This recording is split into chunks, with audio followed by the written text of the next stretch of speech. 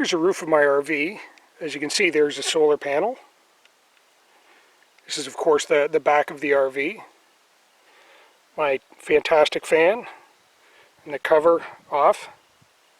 And that's the front. As you can see, there's quite a bit of real estate at the front. Well, maybe you can't. This camera's not very good at close range stuff, but actually this camera's not really good at a lot of things. But anyway, as you can see, I took the cover off to give this a clean. I thought I would check the silicone. Good thing I did. As you can see, it's just dreadful. You know, people have asked me, you know, what do you look for when you're checking silicone? Well, there you go. This is bad, quite clearly bad. You can see it's separated, all kinds of cracks. This probably should have been redone several years ago. So it's a good thing I pulled that off. We're headed towards the rainy season. As you can see, the solar panel's golden. It's just fine. The rocks are there because I found them in between, stuck between underneath this and the Fan-Tastic fan. I just kind of collected them up. I just thought, what a strange thing to find under there. You know, there was twigs and all kinds of other stuff in there too. That's kind of what I would expect, but rocks? No idea how they got there. I don't know, maybe at some point in this vehicle's life, some kids were throwing rocks up here. Who knows? Anyway, there they are. Anyway, I'm going to clean this up. I brought all the goodies I need to fix this up. I was hoping not to have to do it, but I was kind of expecting to have to do it. And that was a good plan. It was kind of cloudy earlier, and it's starting to clear up. Might get a little bit of rain here and there or whatever. That's fine, I don't mind. I can just throw the cover back on. I'm hoping to get this done before it turns really sunny and hot. Anyway, I'll continue on once I have this all fixed up and show you how that worked out. Okay, here it is all cleaned up. There's probably some wind noise, so sorry about that. But anyway, you can see I've got most of the silicone all off, and I've got it cleaned up. I gave it a good wire brush, and then just cleaned it with some white gas. The Windex was for the actual cover, which I took right off, just so I could get at these screws right in here. Check those, make sure they were tight and everything, and I'll just put a tiny little dab in there. They likely won't see a lot of moisture, and if they do, it's just going to be residual or whatever. You'll see once I'm done. I just wanted to show it with it all cleaned up, and give you an idea. Now you can see parts where the previous installation was on there, and at some point in time or another, somebody decided wisely to put a Fan-Tastic vent in. I really like these things, I have to say. I like having one. So the original, if you go back to where I was first showing it with the silicone bead still on there, what happened was they didn't remove the silicone from the last vent. They just kind of filled in the gap, I think, and just put a bunch over top of it.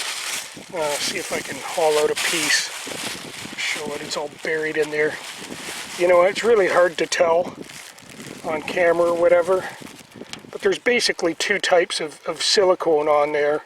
The old stuff and then the new stuff, which they just threw on top or whatever. So that's why it separated as much as it did. It was pretty bad. So it was well worth pulling apart and redoing. I would suspect this was actually commercially done. That has the looks of somebody in a hurry that just wanted it done quick and look good. It really behooves you to figure out what you need to do and do this yourself. Because you know what, the only way you can make sure it's done right is to do it yourself. Anyway, I'll continue on once I get some silicone on there and show you what I've done.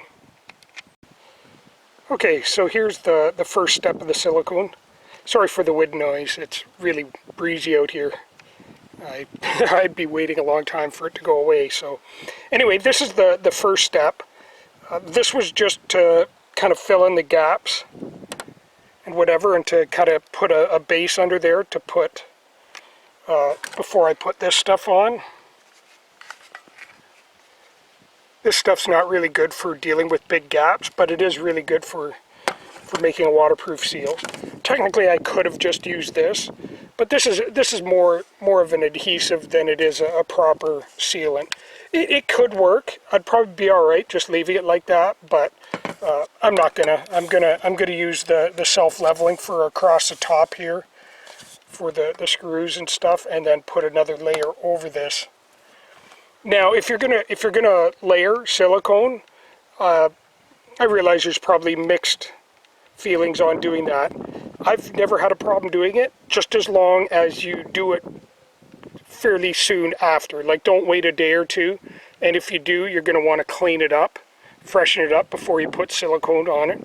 You know, this stuff sticks to just about everything. It's really good that way. Unless it's greasy or dusty or whatever, you're going to want to clean it off. I'm just going to let it sit for about an hour. Let it set. This stuff hardens up pretty quick. They say it's paintable after 40 minutes. I wouldn't do that. I'd wait a little bit longer than that, but I'm just going to hit it with another layer of this stuff in about an hour or so. Have a coffee, have some lunch, and give it a wait. Anyway, till the next part. Okay, here it is with the self-leveling silicone. This stuff flattens out quite a bit. I put a good bit on it and then just kind of let it kind of smear down, and it's spreading right out. That's fine. I cleaned up around there, so it'll adhere to that. I've got the brackets all back on, so I'm just getting ready to put the top on, and I'll pretty much be done. It does look like quite a bit, but it like I say, it flattens out quite a bit, so it just kind of runs down. You don't want to use it. This is why you don't want to use it to fill any big gaps or anything, because it'll just dribble down. It won't actually fill the gaps. That's why I put the layer of the other stuff in there, just to kind of give it a base or whatever. Anyway, there we go. Okay, all finished. There it is, cleaned up and all done. Just to give you a rundown of everything I used, basically just everything I dragged up here and didn't take down. Windex, paper towel, naphtha. Naphtha is good for cleaning up ahead of putting silicone down once you've gotten the old stuff up. And it's also, this self-leveling silicone is actually naphtha based, so the silicone's great for cleaning up afterwards for your tools and whatever surface, just as long as the naphtha isn't going to wreck it. They say you don't use it on your hands. I'm pretty old school. I'm going to wash my hands with it. Anyway, obviously don't be around open flame when you're playing with it. Outside is a good place to be playing with it. Wire brush, of course, for when I was between scrapings of the silicone, I'd clean stuff off with the wire brush and get the old stuff out of the way and see what else I had left to go.